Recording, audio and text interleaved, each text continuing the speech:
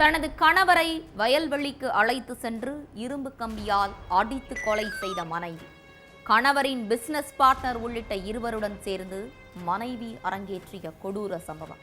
கட்டிய கணவனை மனைவியே கொலை செய்தது ஏன்? கணவரின் பிசினஸ் பார்ட்னருக்கும் கொலை செய்த பெண்ணுக்கும் என்ன சம்பந்தம்?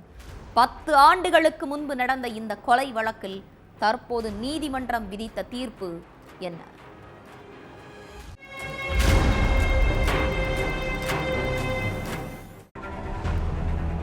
வயல்வெளியில ஒரு ஆணோட சடலம் கிடக்கிறதா போலீஸுக்கு பொதுமக்கள் தகவல் கொடுத்திருக்காங்க.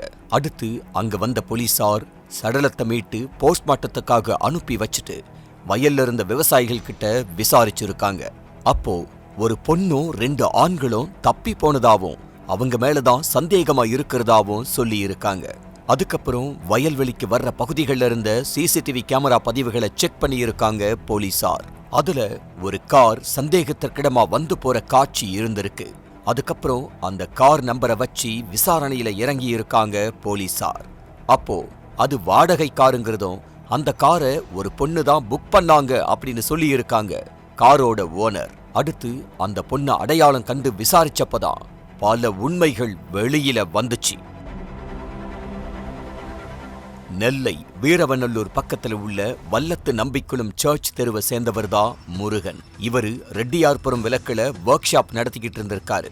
தன்னை விட 5 வயசு அதிகமான ஞான அகிலாங்கிற பெண்ணை 16 வருஷத்துக்கு முன்னால கல்யாணம் பண்ணியிருக்காரு முருகன். இந்த தம்பதிக்கு 2 மகன்களும் 1 மகளும் இருக்காங்க. முருகனோட ஒர்க் ஷாப் கடையில பார்ட்னரா இருந்திருக்காரு அதே பகுதியைச் சேர்ந்த முத்துராஜ். அதனால முருகன் வீட்டுக்கு அவர் அடிக்கடி வந்து போயிருக்காரு. அப்படி வந்து போறப்ப முருகனோட மனைவிக்கும் முத்துராஜுவுக்கும் தகாத உறவு ஏற்பட்டிருக்கு. மனைவியோட நடவடிக்கையில மாற்றத்தை கண்ட முருகன் அவங்கள கண்காணிக்க ஆரம்பிச்சிருக்காரு. அதுல மனைவியோட தகாத உறவை பத்தி தெரிஞ்சிருக்கு. அதனால ஆத்திரப்பட்ட முருகன் மனைவிய கண்டிச்சதோட முத்துராஜியையும் தன்னோட வீட்டுக்கே வர வேணாம்னு சொல்லி இருக்காரு. இந்த கண்டிப்புக்கு அப்புறம் 2 பேருமே திருந்துவாங்கன்னு பார்த்த முருகனுக்கு ஏமாற்றம் தான் மிஞ்சி இருக்கு.